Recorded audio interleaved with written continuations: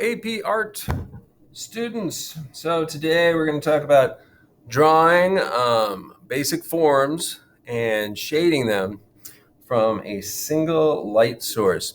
So you can do this a couple of ways. You can take this printout that I'll have for you and work from this and kind of follow along with what I am doing on my piece of paper.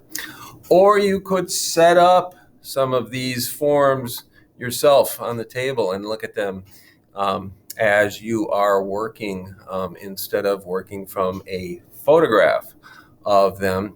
Or you could set up a small, simple still life for yourself and take a picture and print off your own picture. But the idea is the same. I've got three forms. They're white. I have like a box form, a sphere, and a conical form here. In this case, a cup, which gives me the opportunity to do two different kinds of shadings because I can do the interior and the exterior. Either way is fine. You can execute all of your drawings onto one piece of paper, or you could do this separately on three smaller pieces of paper. But what we're going to be looking for is what happens to the light as it hits the surfaces, and how can we get that sense of a three-dimensional form on a two-dimensional surface. So I'm going to start with the sphere here, and you'll see what I've chosen for you guys for this project is a white charcoal pencil. I sharpened it. A black charcoal pencil. I've got a blending stump, although you'll find that I don't use this very often. And then I have a couple of erasers. These two pencils will erase just like a pencil, although the black will not erase as easily as a pencil might on a traditional piece of paper, traditional graphite pencil. I've also got this kneaded eraser. These are the squishy kinds that you can like kind of move around and turn it into little pointed shapes and things like that. So some people like these better than your white vinyl eraser, which is the one that I chose all throughout college. If I wanted to get a little point on something like this, I might get a X-Acto knife and cut myself a little clean point so that I can get into small areas on that. But I always felt like I had a little more control with this than with this. But that, of course, is up to you as the artist. So I'm going to start on the spherical form here. I'm just going to draw that a little bit larger than I see, with kind of a sketchy outline, trying to get it to be as circular as possible. You might see videos where people use like a form and kind of trace around a form. That's sort of a personal decision as well. It depends on how important the circle form is to you. It isn't as important to someone like me because I'm more interested in mark making, but it might be to somebody like you. My subject matter is lit, in this case, from the right-hand side outside of the picture. So the light is traveling in one direction, and when it hits the surface of the form that is closest to the light source, in this case, the right-hand side of the cup or the right-hand side of the sphere, you're going to have your lightest areas. Then, as we move across that form, we'll find that less light is hitting that because light moves in straight lines. So it can't get to the other side of this curved form because that curve shadows itself. It blocks the light from being able to hit this side. On this box form, it hits the side that in this case is the lower side. So that's going to be my lightest surface. And then I'm going to have one that's in between, a medium surface on the top here because of the location of the light being a little bit lower. And then the side of this box form that is furthest from the light source, in this case, the right-hand side of the picture, is our darkest surface. We also have some shadows on the ground, and we'll kind of draw and walk you through those cast shadows as well. So if I was going to start by shading this sphere, I'd look for, in this case, this little point right here, which is easier for me to see perhaps than for you to see. but that's going to be my brightest highlight. And then as I move around this form, just like on this curved surface, I'm going to notice that the light can't hit that. It's going to slide by that side and hit the table, but not hit the left-hand side of this ball. I went ahead and did like a Xerox copy of this, and it has a little bit more of a drawn look because the Xerox isn't as sensitive as my camera. You can really see that happening here, but you kind of lose that little highlight area, and it kind of just generally goes from light to dark. And in this case, the Xerox couldn't even distinguish between the ball and the table, which could be kind of an interesting nuance in a drawing if I wanted to do that. But I'm going to choose to use the one with a little higher resolution so that I can show you more things. So in this case, I'm going to start with my white charcoal pencil. Notice I used that instead of my black charcoal pencil to do my outline because it's going to be much easier to erase and get clean edges. So I would start by really trying to locate where that spot's going to be and really pushing down with my white charcoal pencil.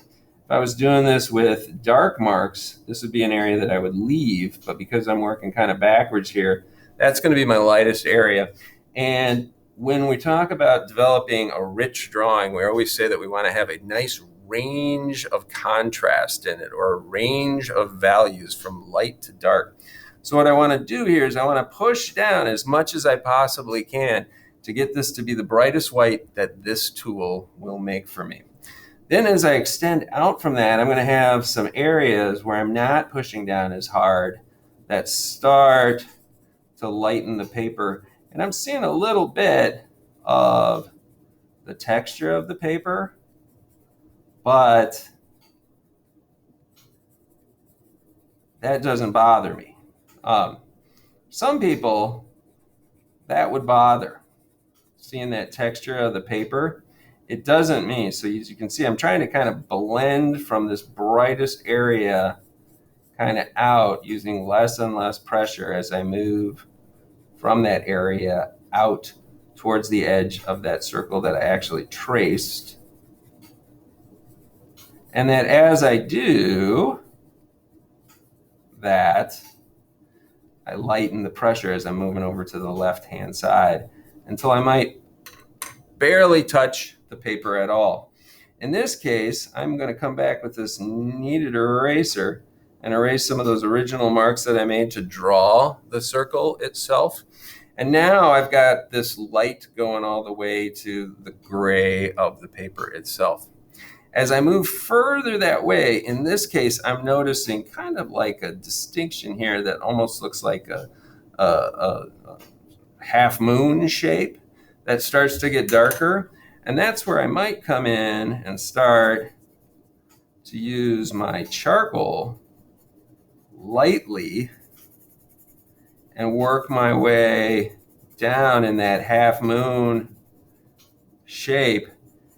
And right now I'm barely touching the paper again so that I'm making it just a little bit darker, but not as dark as I can go. And then here's a phenomenon that sometimes people miss, and that's when I kind of can tell the difference between somebody who thinks that they know how to draw this thing and the person that's really looking at the thing, in that there's some light that's going past this ball, bouncing off of things and coming back and lighting up that back corner. So just before I get to that back corner, I might bring in just a little bit of what we call reflected light, even though it doesn't seem like any light should be able to get there. It, in fact, will get there. Now, I've gone from light to pretty dark, but I could go even darker in some of these sections. So I'm going to come back and put a little bit more pressure down in some of these areas before I start to get to that that reflected light. And I'm going to bring this dark all the way up to that white line that I initially made. And when I do, it's going to completely kind of like get rid of that, but there's other ways that I can get rid of that white outline as well, so that I'm just using shading to make that happen. And I've started to get that ball to look round. Now, if I really, really, really want to push this drawing, I could come back still and go even darker with a little bit more pressure.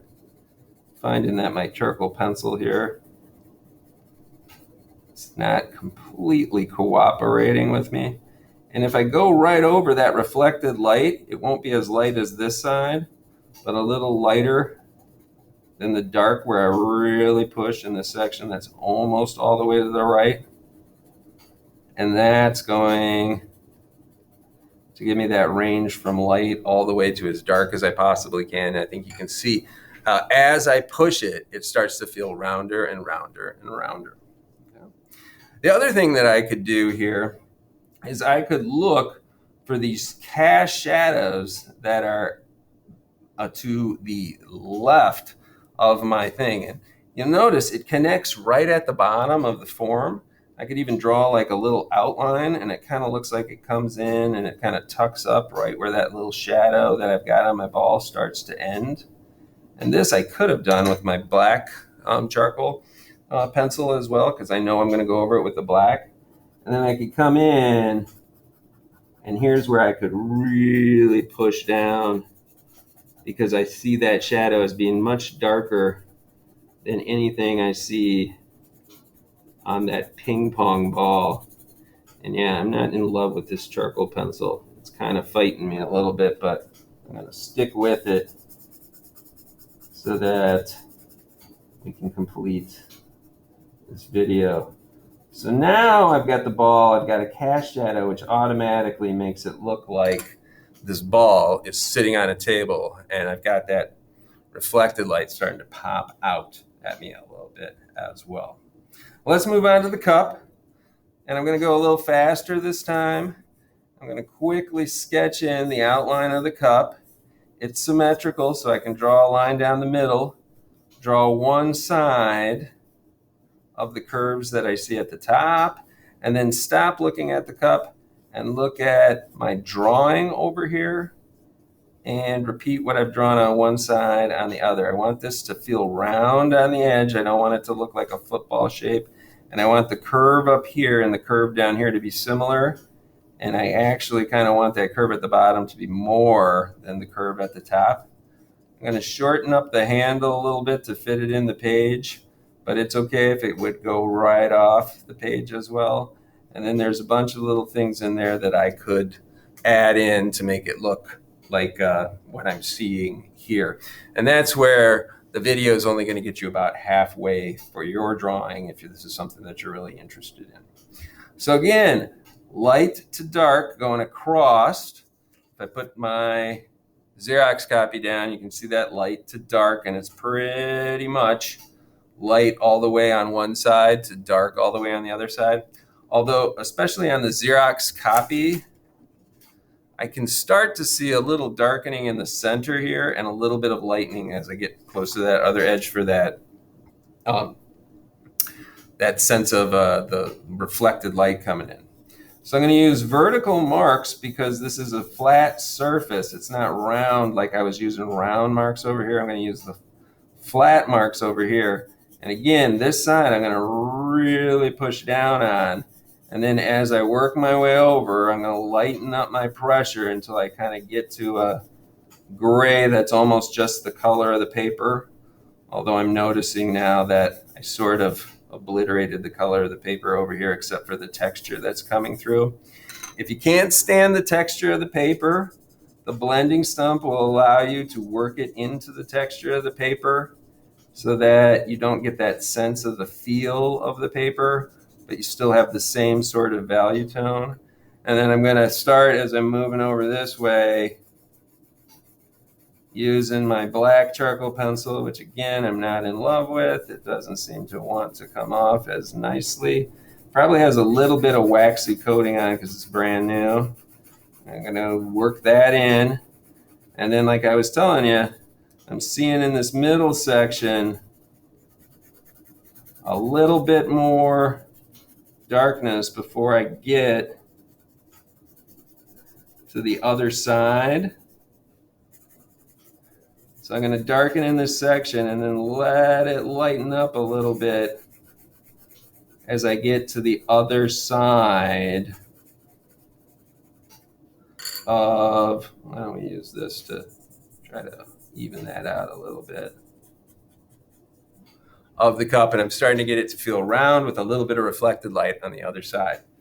Now this is curving towards me, but the interior is curving around away from me. So in fact, it's just the opposite. The dark side now is on the right and the light side is on the left. So if I want this to look like it's convex, I'm going to start in here working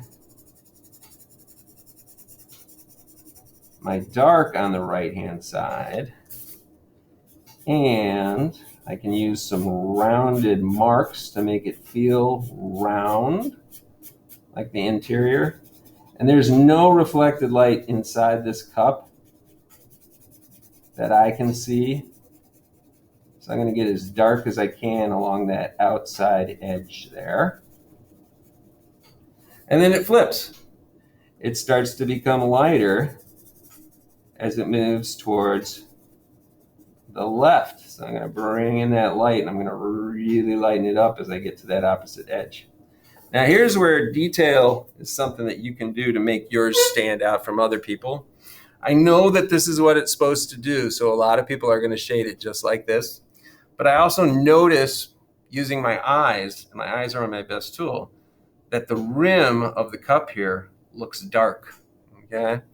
Because it's up against this white surface that's behind it, and because it's a little further from the light source and it's not catching it as directly as the interior here. So those little details are some of the things that are going to separate your drawing out from other people. So I'm going to put in that little bit of darkness there that I see that kind of comes over and trails off as it heads to the right-hand side. And then on the right-hand side, it becomes light. Okay. Now the handle has a whole bunch of stuff going on in there. I've got like a little light section here. It's grayer than the white of the cup, so I could leave it kind of the gray of the cup as well. But it does have like a little light here, and it's got a little dark here. So without getting too specific about why I'm doing things, I could just put in a few of those little kinds of marks and start to make that look like there's a handle on that side itself. Lastly, I've got my block form. I'll just draw that out quickly for you here. It comes down, and then this side goes up and to the left as it moves away from me. This side goes up and to the right as it moves away from me. And it ends about here. The angle at the bottom and the angle at the top should be the same, or the bottom angle should go up a little bit more than the top angle because of perspective.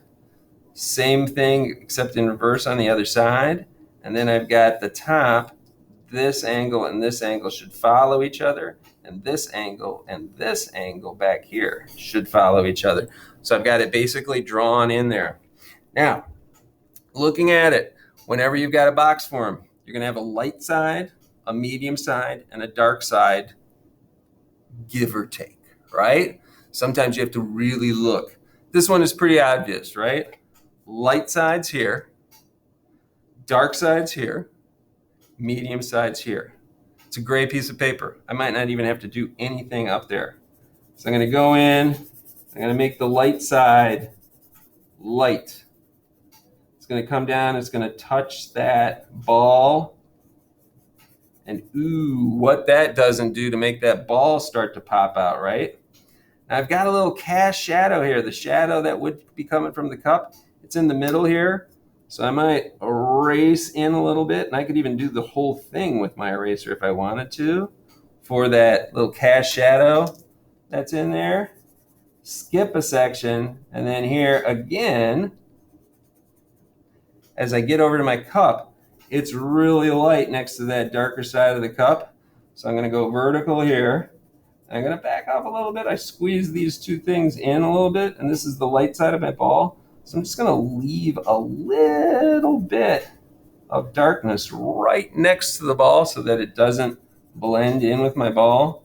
And this is where you're like, well, that's not what the picture looks like, Mr. Walter. And it's like, you know what? No one's going to see this picture. The only picture they're going to see is what I've drawn. and they'll trust me. They'll be like, yo, he must be right about that.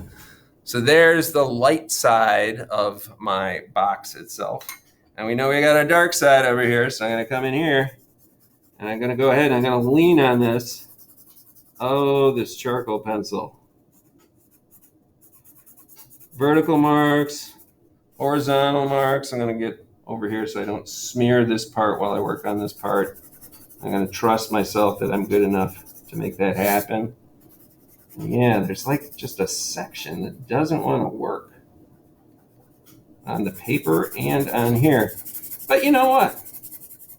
That's part of the character of the piece. Now, if I want that to really pop out, right? I've got this white line left over here. This side is darker than the table behind it, so I can make the outside, the negative space, a little bit light, and now that line is gone. Same thing on the top. I've got a white line here. I can come back and say, okay, let's eliminate that by shading like right up to that. And I can shade all the way to the edge if I want. Or I could kind of let it fade out. And there's the top. Sometimes you don't have to do the entire page to finish your drawing. Boom. Looking pretty good, right? What happens over here? It's a little darker, so I could kind of let that fade out, maybe a little erasing so that those two things become similar. But you know what? The artist is going, or the viewer is going to separate the box from the background. Maybe I'll bring that over even a little more, make it a little more subtle, a little nuanced there for the viewer itself and that sort of thing. And then outside my cup, the paper itself is doing the darkening. It's putting a little cast shadow. Looks like it starts down here, moves away from the light source. It's moving up the page. It's heading over towards that shadow. This little bit of dark. Gonna round out that cup for me. Kind of finish that off. I could do a little cast shadow down here. Looks like it starts at that corner, moves up, makes a little V triangle. It's really dark, but my colored pen, or no, wait, now it seems to want to work. Go ahead and make that really dark. And I can remember this the next time I'm shading a box form or a cone form or a spherical form. All right, there's your first task for the week. We're going to work on some basic skills and then talk about ideas later. And remember, if Walter can do, so can you.